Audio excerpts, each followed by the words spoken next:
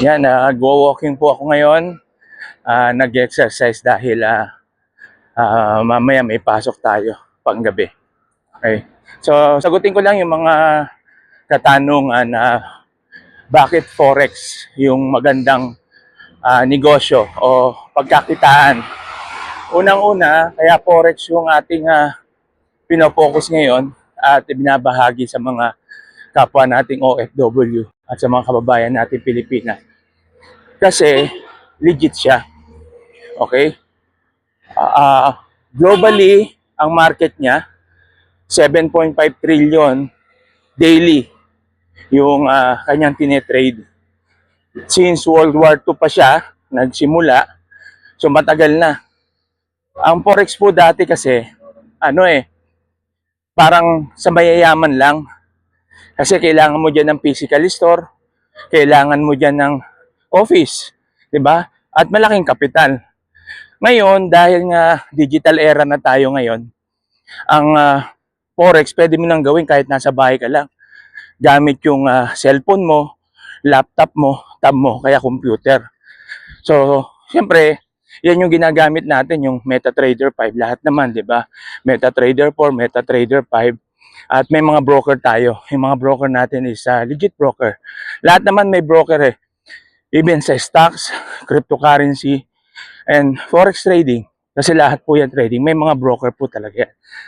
Ang kagandahan po dito, isawak mo yung oras mo. No? Flexible lifestyle. Pag sinabi natin flexible lifestyle, anytime nasa bakasyon ka, ano man yung ginagawa mo, pwede mong dalhin yung negosyo mo. Dahil nga cellphone yung gamit mo, mga gadgets lang. Pwede mo siyang dalhin at pwede mong gawin anytime. Kagandahan dito, hawak mo yung oras mo. Hindi mo kailangan hindi mo kailangan gugulin dito ng mahabang oras, no? Kaya sa mga OFW, halimbawa, busy kayo, may mga ginagawa, may trabaho, pwede mong gawin to.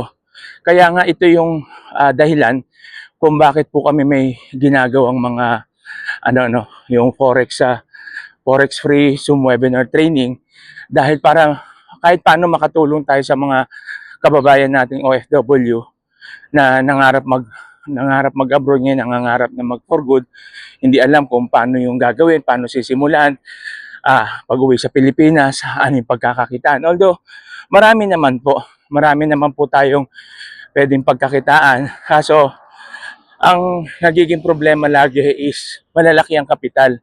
Tapos magsisimula ka pa lang sa business, hindi mo alam kung paano simulan ang isang negosyo, 'di ba? Aaralin mo pa 'yan. Kasi maraming nagfe-fail sa business kasi hindi nila inaaral. At the same time, pag inaral, no, kailangan din natin i-share sa iba. So ganun lang naman yung negosyo, no? Marami kahit dito sa sa Forex, 95% ay nagpe-fail dito because of insufficient knowledge, no? Hindi inaral, hindi alam kung paano yung gagawin. Basta ang akala nila magkakapital lang sila, then magte-trade. Kaya yung iba, ang isipan nila rito is parang sugal, no? Ayun yung kagandahan kapag ang business mo ay forex trading, hawak mo yung oras mo. Ano pa? Low startup cost. Hindi mo kailangan magkapital dito ng malaking halaga. Hindi mo kailangan magkapital dito ng daan libo agad-agad, 'di ba? So sa forex inaaral talaga 'yan.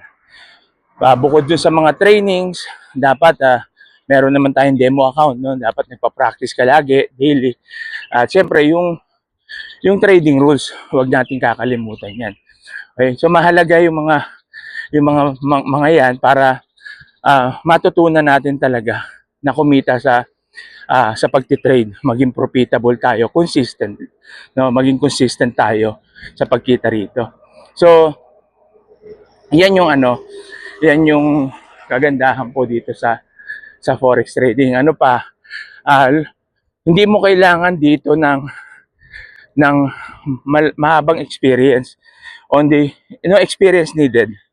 Kumbaga, ang kailangan mo lang dito talaga is maghanap ka ng community na makakatulong sa'yo.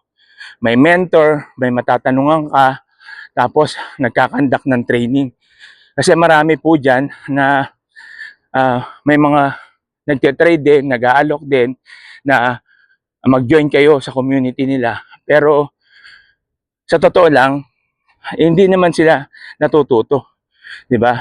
Kasi hindi ka matututo kung hindi mo aralin din, at the same time kung yung community mo ang ang purpose lang is kumita, 'di ba?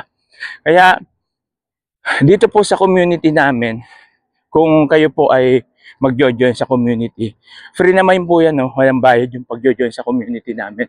Tapos may ginagawa rin po kaming free Forex Zoom webinar training na kung saan binibigyan po namin ng mga basic information, yung mga zero knowledge, no, na paano magsimula sa forex trading.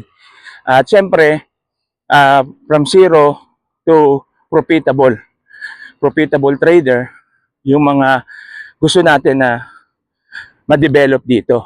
At nakakatuwa lang na marami na po, no, marami na po na naging profitable dahil dun sa training na ginagawa po natin dito. At sa ilang session pa lang, marami nang kumita at sumubok na mag-trade. So yan po yung na maganda dito sa aming community. Ang community nga po pala namin, yung Filipino OFW Traders Community. Yan po yung kirenate ko, kahit saka yung Pinoy OFW Community Traders. At under po yan ng Kabayan Community Traders. Okay? So, yan. Marami na po nung nakaraan. Meron na po tayong mga napa-enroll, no? Mga natuto, nakapag-trade, at ngayon kumikita na.